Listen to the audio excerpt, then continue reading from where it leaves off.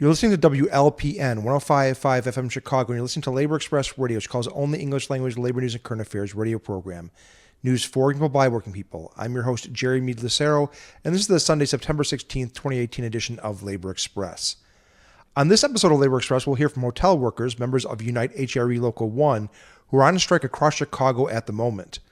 On September 7th, a week after the expiration of the union's contracts at dozens of Chicago area hotels, Unite HRE launched a strike that affects some 26 hotels in the city and involves some 6,000 workers. It is, I believe, the largest strike in Chicago since the teacher strike back in 2012. It is certainly the largest private sector strike in Chicago for many years. And it is tremendously important as this strike in the hospitality industry represents one of the few sectors of the economy that has been seeing significant growth in recent years. Indeed, it is the success of strikes in the private service sector economy like this one that are essential to improving conditions for the working class more broadly, just as the industrial strikes of the 30s were important for the working class several generations ago. On tonight's program, we'll hear from hotel workers themselves why they have decided to strike and about the cross-union solidarity the strike is generating. The strike also gives us an opportunity to discuss briefly some other very important campaigns and victories by Unite HRE we have not previously had a chance to address here on Labor Express. But first, we have our International Labor News update from our friends at Radio Labor based in Canada. You're probably familiar with the G20, an organization of the world's 20 largest economies, which meets regularly to coordinate economic policy globally. It has frequently been a target of those fighting against neoliberal capitalism, with major protests taking place regularly at G20 meetings. What you might not know is that there's a parallel organization called the L20, created by the International Labor Unions, which seeks to influence the G20. In this edition of Solidarity News, Marc Belanger talks with Pierre Habard, General Secretary of the Trade Union Advisory Committee of the OECD, or the Organization for Economic and Cooperation and Development, about recent dialogue between the G20 and the L20. What I think is most interesting in this interview is what Habard mentions at the end about the need for international organized labor to address the potential crisis facing the working class globally from technological changes in the world economy. This is Solidarity News on Radio Labor. This is a Radio Labor report recorded on Thursday, September 13th, 2018. I'm Marc Belanger. The G20 is a group of governments which works internationally to address questions such as economic stability during crises like the recession of 2008. It is paralleled by the L20, the Labor 20. At the beginning of September, the G20 labor and employment ministers met in Argentina with representatives of the L20 labor group. I talked to Pierre Habard about the meeting. Mr. Habard is the General Secretary of the Trade Union Advisory Committee of the OECD. TUAC just recently had its 70th anniversary. I asked Mr. Habard about the meeting of the labor and government representatives in the L and G20 groups. At the outset, it's perhaps important to highlight that the G20 as a whole, that there is perhaps a changing role for that forum. It was created in its current format back in 2008, 2009, right after, in response to the global financial crisis. At that time, it was very much about coordinating economic policy, coordinating government action to exit the crisis. Since then, it has gradually become a forum for setting broad principles for reform, broad principles for structural reforms, and also to lay out the key issues that pave the ways for us when it comes to future challenges, digitalization, climate change, and so on. So we engaged with the Employment Ministerial, which met in Mendoza last week. What we did is, with a statement, we reasserted the basics of what the labor movement has been calling and is calling and is about. Right to collective bargaining, robust minimum wages, coverage of social protection, responsible business conduct, responsible business in global supply chain, and address new challenges, migration, climate change, and engage with the ministers on the future of work, the challenges associated with non-standard forms of work. In the end, what we did with the G20, we engaged on all those issues, but we also reminded the employment ministers, and beyond that, the G20, the initial mandate of this forum, which is to get our economies back on track, because 10 years after the crisis, we are still far away from a recovery in employment when it comes to quality of employment and quantity. And the major constraint that we're facing today is the unresolved issue of rising inequality. In many countries, wage growth is flat, and the main barrier to sustainable growth is indeed constraints that are on wages. So with that, we've been having a dual message, a two-track proposition to the employment ministers. First of all, yes, indeed, discuss the broad principles for growth, collective bargaining, minimum wage, social protection, and so on, but also take action now to address effectively the fall of the labor share of income, which is at the heart of the rise of inequality, and explain why today in many countries wage growth is flat 10 years after the crisis. As you mentioned, the future of work was raised in the G20 L20 meetings. What issues were raised?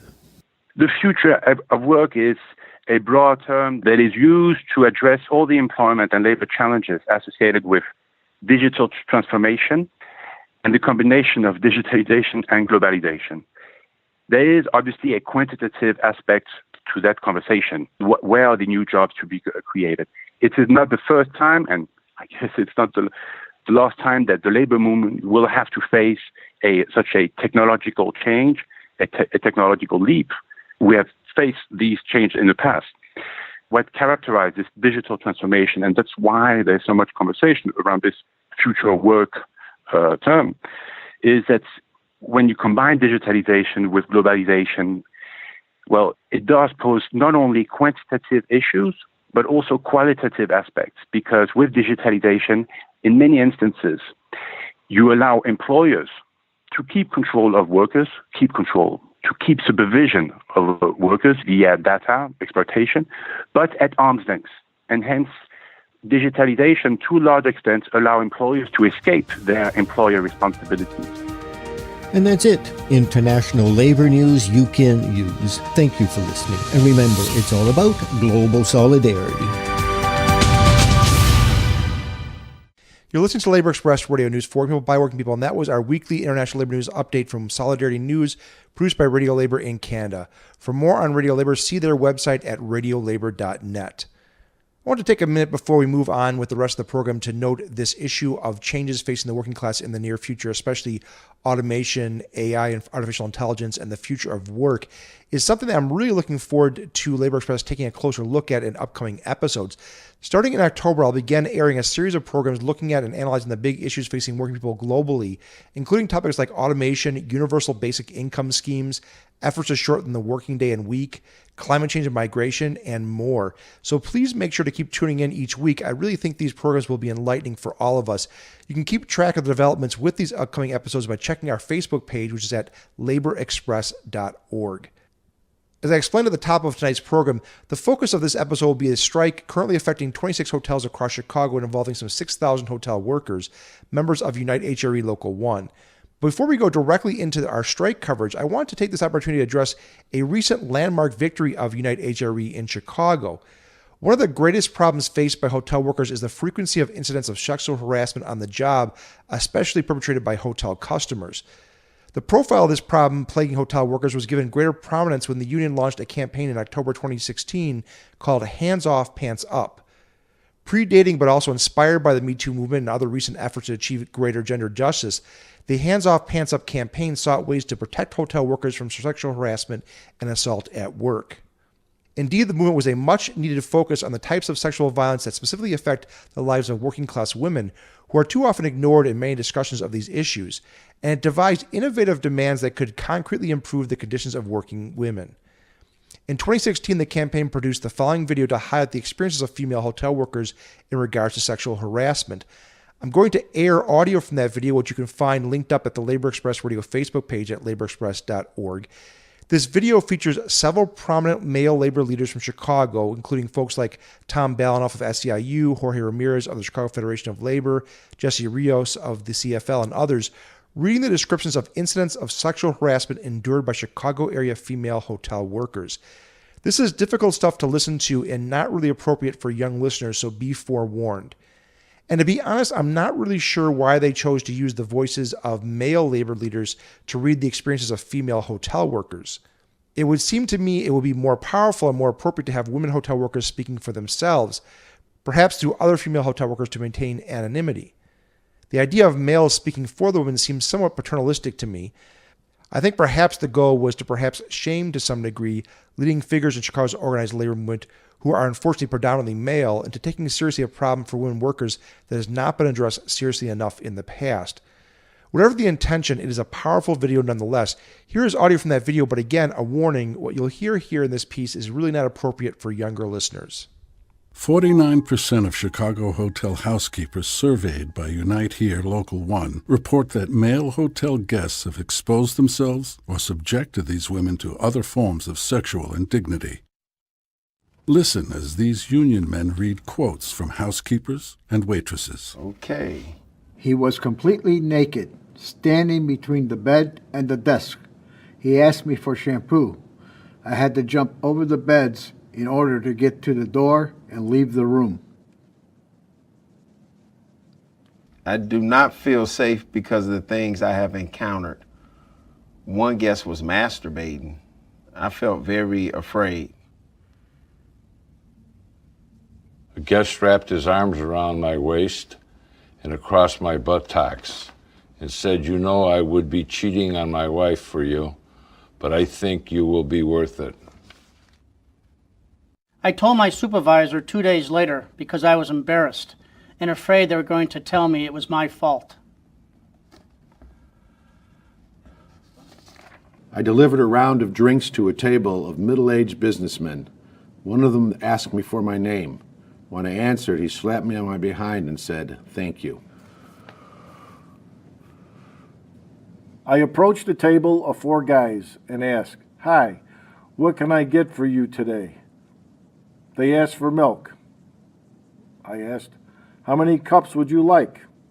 They said 2, and they pointed at my breast and laughed. I was 7 months pregnant. I felt so disgusted and embarrassed. Pigs. I was bending over to set drinks on a table. He came up behind me and slapped me between my legs, hitting me in my private area. I couldn't believe he did it in front of all the other guests. I was so embarrassed and shocked, I broke down in tears.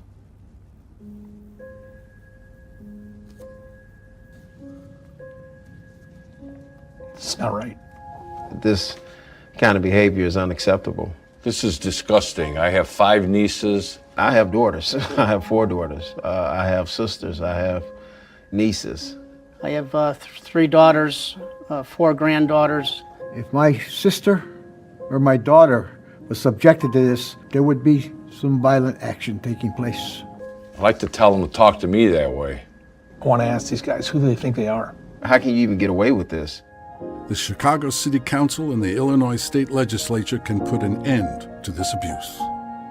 Nobody deserves to be treated like this. You go to work to support your families, make a living, and this is what you're faced with. This should not happen to anybody. It's terrible, and something has to be done about it. As you heard referenced in that video, according to a recent press release from the campaign, in 2016, Local 1 surveyed nearly 500 Chicagoland hospitality workers and found that 58% of hotel workers surveyed had been sexually harassed by a guest, and 49% of the hotel housekeepers surveyed said a guest had exposed themselves, flashed them, or answered the door naked. They also found that 96% of hotel housekeepers surveyed said that they would feel safer if they had a panic button to alert security in a situation of sexual harassment or assault. I'm really pleased to relate to our listeners who might not be aware of this that Unite HRE had a major victory in the Hands Off, Pants Up campaign in Chicago that has in recent months made a real difference in the lives of female hotel workers. In October of 2017, the Chicago City Council passed an ordinance requiring hotels to provide housekeeping staff with panic buttons they can use to alert security in situations of sexual harassment. That law went into effect this past July. While obviously a tremendous victory for the union and for the thousands of hotel workers it represents, it certainly does not mean hotel workers are free from continued harassment and mistreatment by both customers and supervisors. And as we'll hear from several hotel workers later in the program, this type of gender-based harassment is only one of the working condition issues that hotel workers face that makes their lives more difficult than they need to be. One of the most common concerns of hotel workers around the country is that these often low-paid, frequently part-time jobs simply don't provide enough even for the most basic subsistence living for workers. Earlier this year, United HRE launched a campaign targeting the Marriott hotel chain in particular called One Job Should Be Enough. Here's audio taken from a recent video produced by the campaign, which you can view on laborexpress.org. One job should be enough. Enough to keep up with the cost of living in the cities where we work.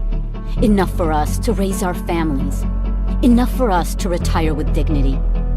We're proud to serve in hotels and restaurants, but our jobs aren't enough.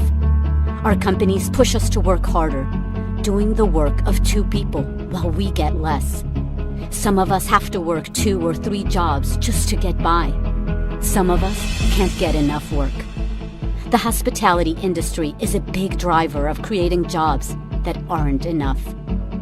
Worldwide, the hotel industry took in more than $550 billion in 2016. The biggest hotel company of them all is Marriott. More than 6,500 hotels worldwide and growing fast.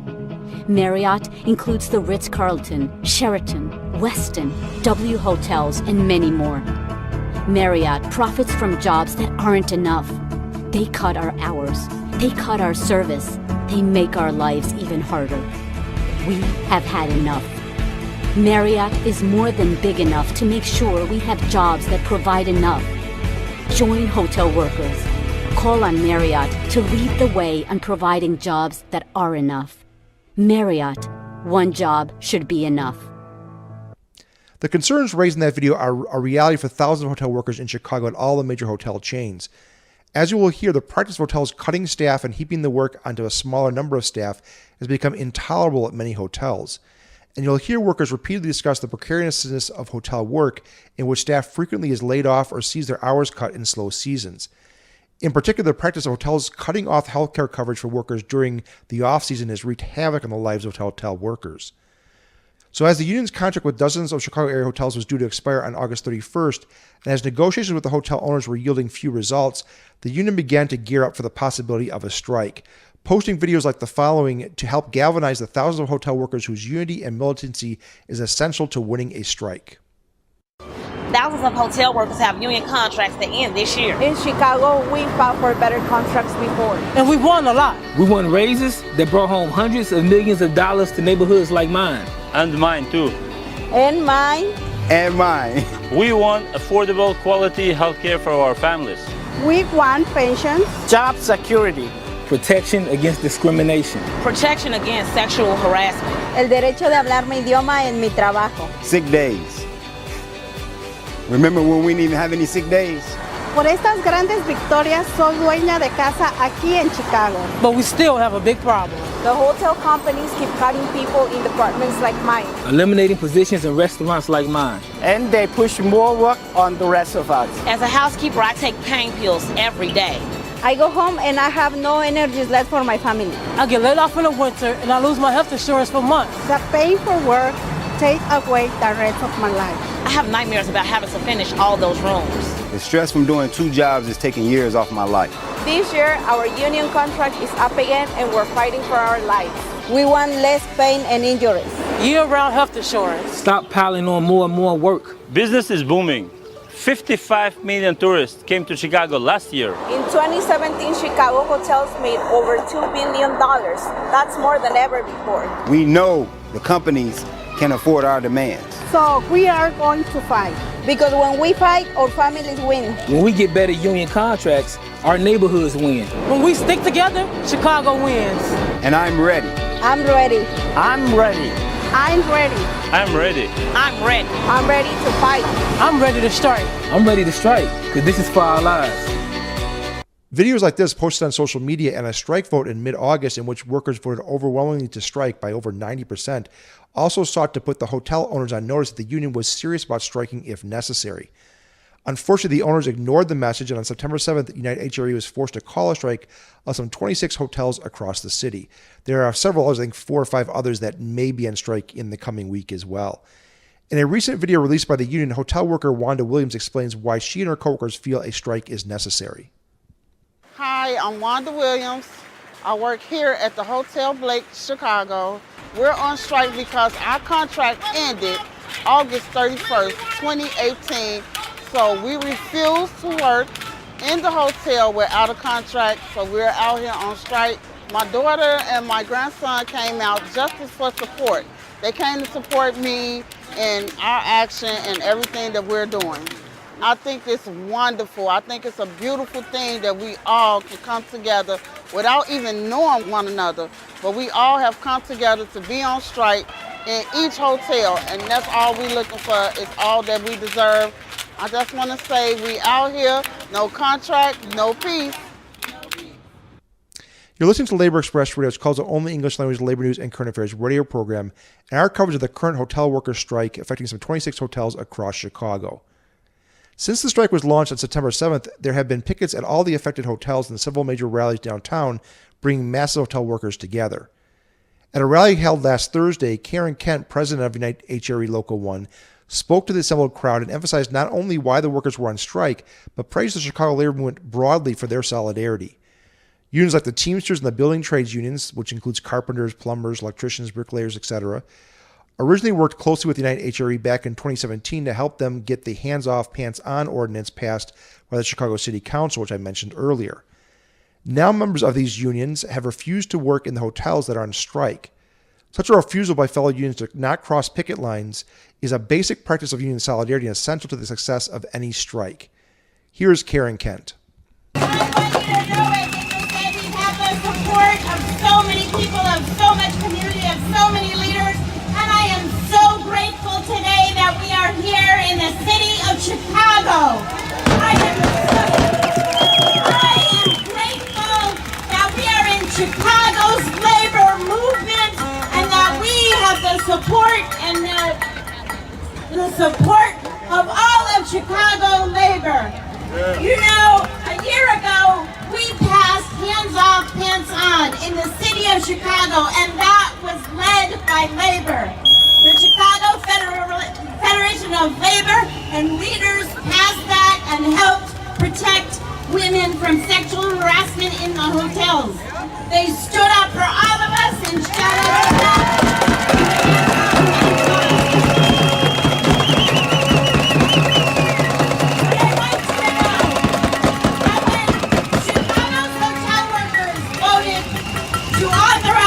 On August 15th, the labor leaders said, we support you. We got calls and messages from all over. And let me tell you that when we said we are going on strike, they said, we got you.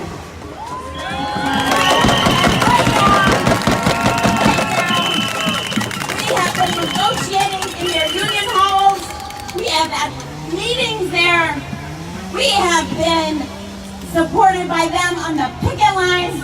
Their members have walked with us every single day, and they have honored our picket lines. The members of the building trades, I want to tell you that if we thought that hands off, hands on, working together, the collaboration that we saw was a one-time thing, that is not true. That is not true. The unity in Chicago begins with who? Begins with labor. Begins with labor. And if you want to know the story of how labor is unified and how our union is being backed up and how labor brings people together and unions bring people together, then you look at that story of the Chicago labor movement backing up the hotel workers. Yeah. I apologize if you couldn't hear Karen clearly there. There was obviously a lot of noise going on at that rally that really drowned her out at times. At that same rally, Karen introduced Bob Ryder, president of the Chicago Federation of Labor, who spoke about the historic significance of this strike and reiterated that the Chicago labor movement stands in solidarity with the hotel workers. Let me tell you something. 100 years ago, this city was up for grabs. 6 years ago, Chicago teachers walked these streets. A year ago, the auto mechanics struck for weeks. Yes. This summer, window washers struck for weeks. Yep. And I gotta tell you what, right here today in Chicago, you guys are making history.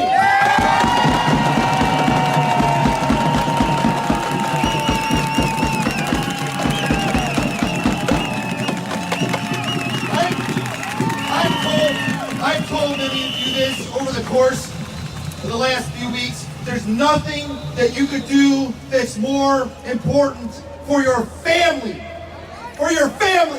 than standing up to the people in that building and in that building over there, and then those buildings down the street.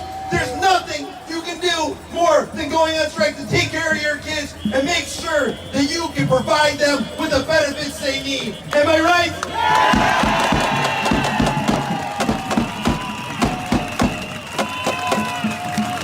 I have people asking me every single day, Bob, when are the workers going to stop picketing? When are they going to go back in the hotel? And I told them every single day, every single person asked me, go ask the hotel.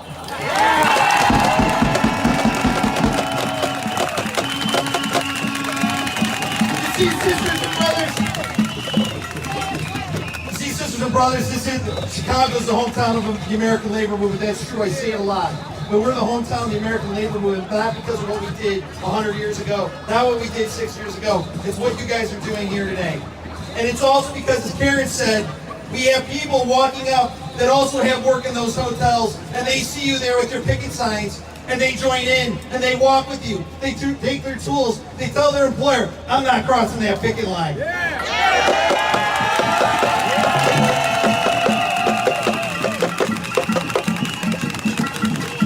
So I'm here to tell you today that solidarity is alive and well in this city, and we have your back.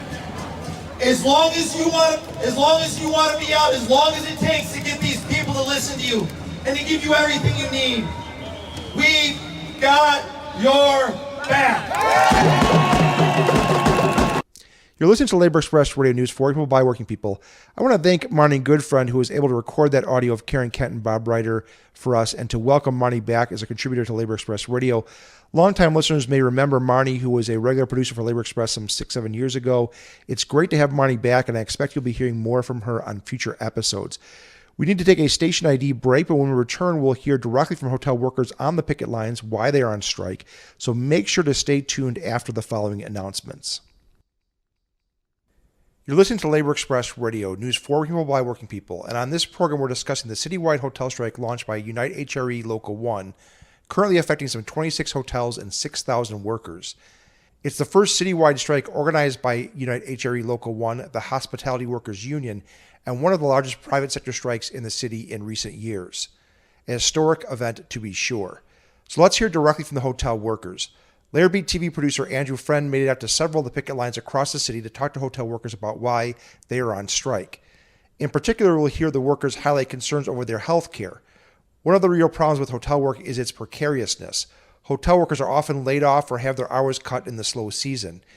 Even more egregious is the common practice of hotels cutting off the workers' health benefits when business is slow.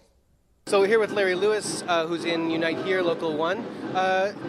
Tell us what's going on today. It seems like there's a little action going on in some of these hotels. Oh yeah, this day 3 of the strike. We out here for trying to make sure we get better living, better health care, benefits, wages, and stuff like that. We out here. This day 3 of the strike, and we got to show them that we really need our health care. That's what is really most important about, the health care. So describe the situation that a lot of the hotel workers have to deal with in terms of how long throughout the year they have health care and stuff like that. Well, I'm a senior guy, so I'm like number 4 in the houseman. So a person up under me like that might only get health care maybe 7 months out of a year, because it gets a slow period. So then once they health care dried up, because you got to work one day in each month in order to get health care. So if you don't have no health care for 5 months, sometimes 6 months, because when you come back, you have to work a certain amount of hours to accumulate to catch up to get health care. So allegedly in this country we have like a universal health care plan. Talk a little bit about how most people's insurance are still tied to their employer and employment and that kinds of stuff. You guys probably, because you're employed like a certain amount of time of the year, you probably can't qualify for the ACA for the other parts of the year, can you? No, we don't. You can't even go get a medical card. This is how bad it is, because first thing they pull up is you're a full-time employee when you go apply for these things, and you're not, because you're at home suffering for 5 or 6 months. And it's sad that these places, big companies like this, Hilton, a Fortune 500 company, right? They always bragging about how much money they bring in, and they claim for love for the employees. It's not there. And now we out here. So if they had so much love for us, why we outside? Tell me a little bit about the timeline, about when did the contract expire, when did the strike vote happen, stuff like that. Well, the timeline, that the contract expired August 31st, and they had numerous enough time to try to get with us. We didn't negotiate it for like almost a month and a half with these people. It still wasn't no go. It was basically they just don't want to talk or want to give. And now, we had to do a strike vote August 15th just to prove that we was serious. And now they see we serious, and they still come out with these stories of they trying to negotiate. And no, they can't be, because I'm on the negotiating team. And it's another lady named Tina on the negotiating team, Bobby on the negotiating team, Sherry, Lamont, Lakita. These people are on the negotiating team. These are from Hilton Properties. If we out here on strike, that means they're not negotiating with us. So that means we asking them, call Karen Kent. Her phone work. It's not cut off. Her number's still the same. All they got to do is call her, and we can get this fixed.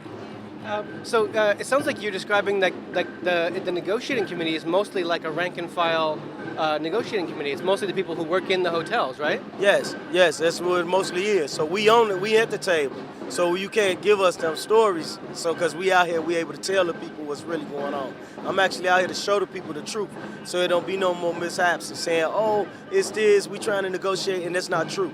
It's a lot of stuff that's not true with Hilton, and that's the biggest thing is the negotiating part.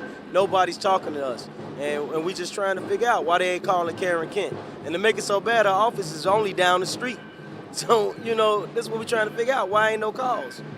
So, we're on day 3 of the strike. What sort of results are we beginning to see in terms of other unions and, vendor deliveries and stuff like that? Oh man, we've been getting so much love from Cook County Union, just the CTA ride past blowing horns. We got truck drivers blowing horns. I mean, it's just crazy right now that the whole city support us because they know what the Hiltons and Marriotts and Sages and all these major Fortune 500 companies doing to us. And it's sad that they sit back in their offices and they got these people making hundreds of thousands of dollars a year, and they don't think them the people you should be trying to get rid of. Because if a GM sitting in the office and he making $500,000 a year, and after 3 years, this guy a millionaire, why y'all not taking his money? But yet, I worked 3 years, I don't even barely make $60,000. But yet, you want to take my health care, my benefits? The numbers just don't add up. It seems like the big company likes stepping on the little person, and that's what continue to keep going on. So, talk about the concept of withholding your labor, the concept of going on strike as sort of a last resort. How does that empower people? How does that bring everybody together? Man, I mean, you know what? Be honest, nobody wanted to go on strike. Because we love our job. We ain't gonna sit here and say it's bad. But at the same time, it was like our hands was forced because they don't want to pay us, they don't want to give us health care, so that obviously means that you don't care. Then you bring in temps. If you say you're trying to negotiate, why y'all sneaking the temps in the back door? Because that ain't negotiating. That means that we trying to continue the business at any cost without paying. And now, it's time to pay up. All we ask them to do is pay up. So show us the love. That's all we want. We want that Hilton love. Our GM right outside right now moving luggage, but he loves us. Where's the love? You got guests standing out the door, but they upset. They don't like this. But where's the love at? We asking for change. We ask for equality. We tired of them making the differences in race. We tired of that. So it's a lot around here that we tired of, and that's why a lot of people is out here. It shouldn't be no difference in what color you is and who you is, and that's what's going on. And that's a lot of problems around here too. Because if you look around in the Palm House alone, the white workers make almost $2 more than the black workers. Yeah, so look around and see. And then they see and they try to say, they pretend like this don't happen. That's why we out here. We out here for equality. That's the major thing, equality. And health care. That's what we out here for. Yeah. So, people are coming to town. They want to stay in a hotel. They're gonna. I'm gonna be a tourist in Chicago for the weekend or whatever. And their hotel's on strike. What should they do? Should they continue to go into that hotel, or should they? Welcome to Crazy Town. This is what they gotta expect. If you go in there, you gotta expect poor service, poor everything because the people who make this hotel is standing on the outside. So if you really want a good service hotel, make us come back in by signing that contract. That's what we asking them. We asking all the guests to come out, stand up for us. You know this wrong. Everybody know this wrong. You paying this good money for great service and you're not getting it. Force these hotels to bring the workers back in. My name is Michael Harris, and I work at the Palomar Hotel. Tell us what's going on today. Well, basically, we're out here striking because the hotel is trying to strip us of all our benefits. They're trying to take the health care away. They're trying to add more rooms to the ladies. And when you're part-time and you go on, and if you're not working full-time in a winter months, you lose your health care. And we don't think that's fair. So we're out here fighting, and we're trying to keep them a job and keep them working. If you work 32 hours and laid off in the winter, you lose your health care. And that's just not fair. And that's why we're out here striking. And trying to raise the room credit on the ladies is not fair. They went from 13 rooms to 20. No, we're not going to let them get away with that. It's just unfair treatment. They're working a lot of hours, and they're not getting paid what they should be getting paid. When you say the room count, you're referring to like the number of rooms that have to be cleaned and stuff, or? That is correct. The number of rooms they have to clean normally is 13, but now they want to raise it to 20. And that's just not right. And then in the off season, they lay off the girls on the bottom. So only the top girls are really working, and they're throwing more work on them. So we're out here fighting for that. And we're out here, basically it's for the insurance. If you cut off the insurance, they got kids, some got diabetes, and they got medical care, and they need that. They need it for their families. And that's why we're out here. And I'm out here supporting them, and I'll be out here until we win this thing, and I know we will. This strike's been going on for a little under 2 days now. What sort of results are we seeing? What sort of effect are we seeing of the strike here? The strike is beautiful. No vendors will cross the picket line. The hotels have to go out and buy their own toilet tissue. They're leaving notes in the guest rooms saying that no occupied rooms will be cleaned because we don't have enough staff. So I think we're doing just great. So has that resulted in like, negotiations are picking up or something like that? How's that working out? We've had several hotels already calling for a meeting. They want to end this as quick as possible. They're losing tons of money, and we won't stop. We won't quit. We're in this for the long haul, and we're in the win, and we will win. That's great. Is there anything else you wanted to add for people that might want to come down and support the strike? Or come down and support us. It's a great cause. We're not going anywhere. We'll be here for the long haul, and keep hope alive. My name is Tina Graham. Tina, tell me what you've been seeing so far these past 3 days. What does this strike look like to people that can't see it? The strike looks great. People are sticking together. A lot of powerful things are going on here, and we hope for more. What would you say are some of the major issues that you wanted to make the hotels, give you in a new contract? Healthcare year-round. Healthcare is our prime thing. Ladies get laid off from 5 months through the year in the winter months, and their health care stops. So if they have pre-existing issues going on like high blood pressure, diabetes, where are they going to get the care at? The hotel cuts their health care with them 5 months they don't work. So it's the necessity for them to have health care. So when you say ladies, I assume you mean the people that are taking care of the room cleaning? My co-workers that do rooms, us room attendants. Why does the hotel only have them on for a certain amount of the year? It slows down. Every hotel slows down. That's the slow months. But the seniority ladies work, so their health care is covered. But the less ladies with seniority, they don't have no health care, and they need it. I mean, they have existing pains and aches from even doing a job all the way up till September. And then most ladies take their time to go to the hospital or doctor when they're off. And then they have no way to pay it. So we're on the third day of the strike. How are things going so far? Oh, they're going great. They're going great. I feel bad for the guests inside because, they have unprofessional people in there doing these rooms and at a high price they're paying. But what can you do? We have to get what we want, what we deserve. So a lot of people would say, maybe not people on our side, but people would say, oh, you shouldn't go on strike. That's just disruptive.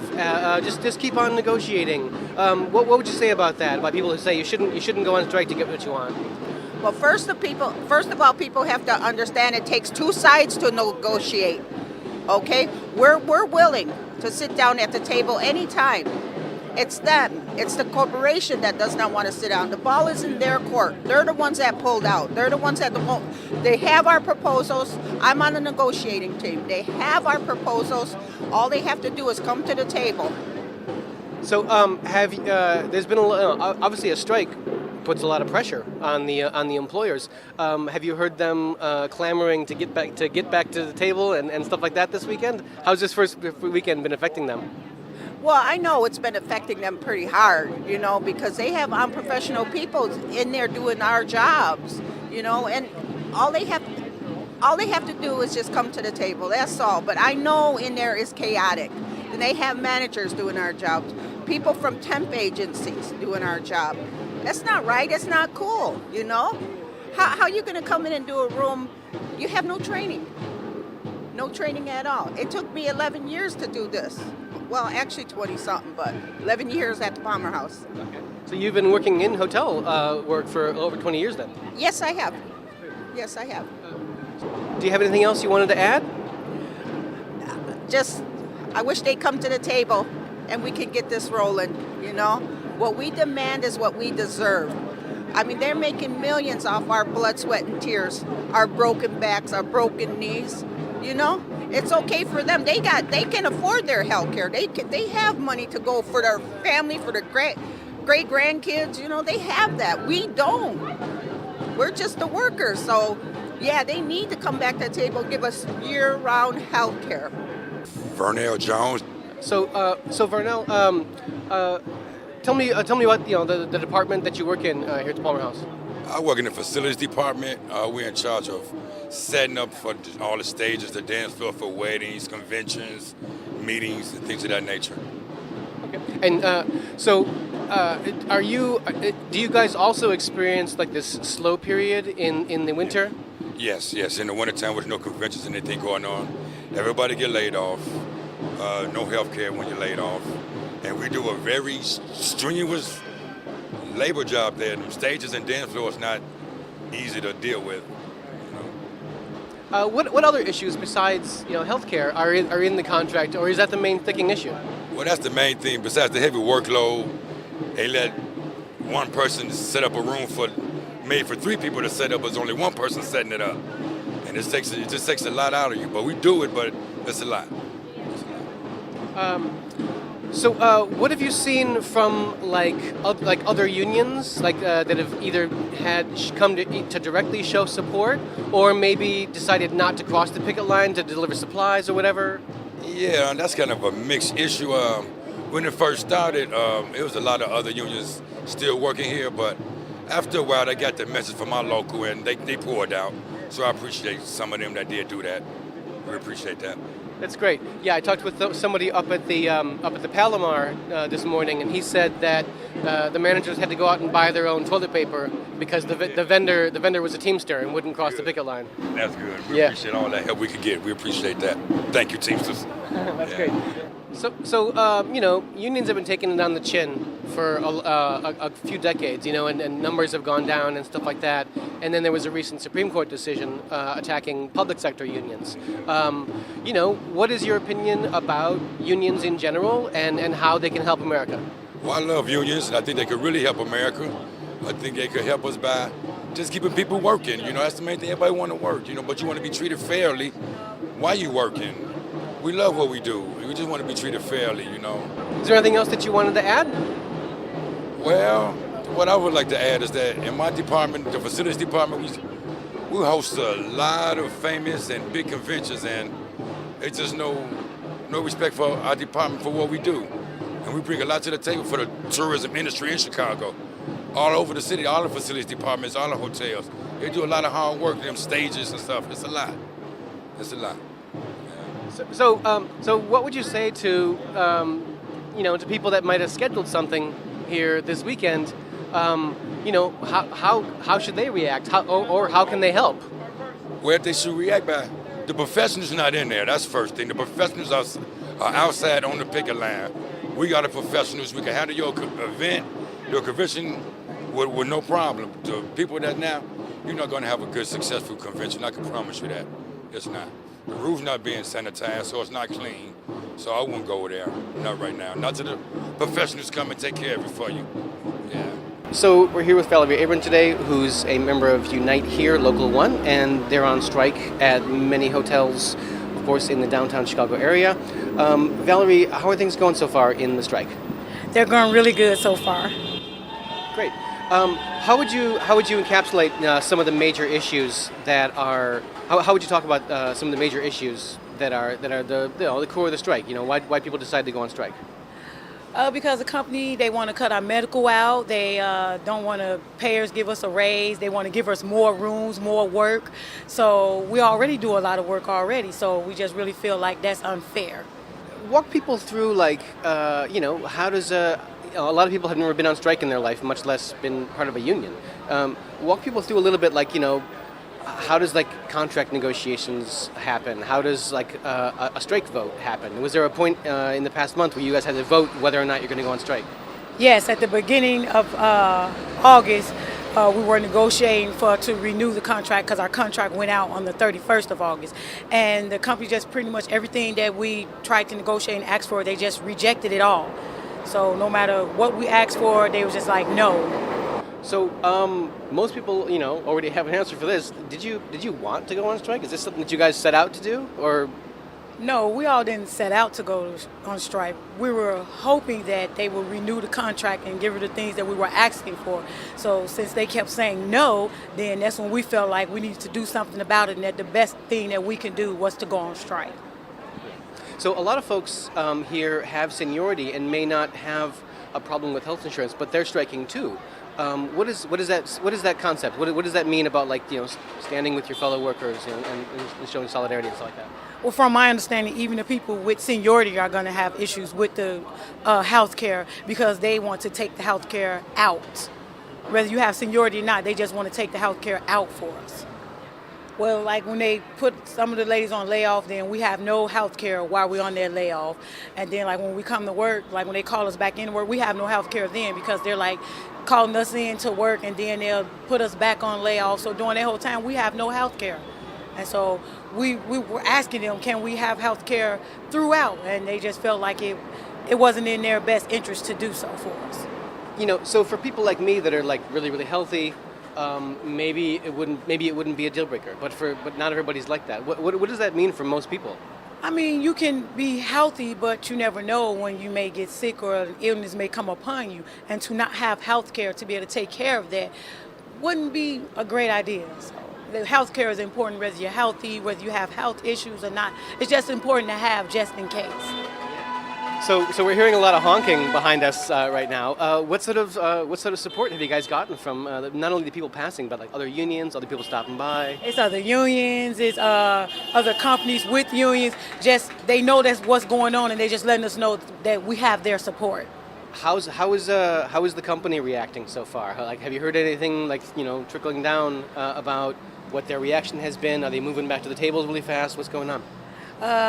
Haven't heard anything about them moving back to the tables, but what we do know that they are is so busy in there, and they have such lack of people to help clean up that people that are normally sitting behind the desk, they have to come from behind that desk and do the work that we do, cleaning up rooms, pulling the garbage, doing bellman work. So they kind of getting the feel of what it feels like to do our jobs, to know that our jobs are not as easy as they think. I mean, isn't that going to affect quality? Shouldn't these hotels be closing when you guys are on strike? What is that going to do for these guests? Oh, the guests are upset. Some of them are leaving because their rooms are not getting cleaned. They're not getting the service that's needed or that they're asking for. So a lot of them are getting upset. They're complaining. They're leaving. They're telling other people don't come here because they're protesting in front of their, some of them are letting them know they're not treating their people right, because some of the guests are asking us, why are you striking? What's going on? And we're telling them, and it's like, oh, that's not right. And so it's like, you know what? We're going to cancel our reservation. So even the guests are supporting us. Some of them are even coming in and picking lines and grabbing the sign and picking in with us. So that really feels good to know that the guests are going there understanding what's going on and coming out supporting us. My name is Kenneth Lee. And Kenneth, what do you do here today? I mean, what do you do here at the hotel? I'm a bellman. So you're one of the first people that actually sees the guests when they arrive. Yes, that's correct. So, what advice? I mean, based on what's happening now, there's a strike on. What would you say to like people that have maybe something scheduled here, or they had a reservation or whatever? Should they go to a different hotel? What should they do? Well, I mean, we're sorry for the inconvenience, but we're fighting for our rights and our lives. That's not really our big issue. Our big issue is wages and fair workloads, things of that nature. So, talk about the changes that the company is asking for in like workloads, like making people do more. What directly affects the bellman? We used to be a staff of 32. Now they broke us down to a staff of 11, but we're basically doing the same old work with no compensation. There was no raises. And, you put 11 guys doing the same work that 32 used to do, but they don't give us no compensation. So, we feel that that's wrong. We should be getting paid a little bit more. We haven't even hit minimum wage yet, the bell staff here. We're below a lot of bellmen all over the country. But we're still doing the same old workload we did when we had 30 bellmen, but it's now only 11 of us, and that's really unfair. How are they allowed to pay less than minimum wage? Is it because maybe there's tips? Well, that's a tip position. But even with our tip position, we're still lacking behind all other hotels that have came up. But we're still doing basically the same old workload, like I'm telling you, with less guys. So they eliminated the staff, kept the money. They could at least gave it to the guys that was working still. So, tell me, a lot of workers have been talking about the slowdown period that happens in the winter here in Chicago, of course. Well, the slowdown period don't personally affect me, but it do affect bellmen with less seniority, and they go home for months without health care, and that's unfair too. It's not right. You can't survive like that. You're actually the second person I've talked to that's got a senior position and therefore gets to stay all year round, and yet you're on strike for the people that can't.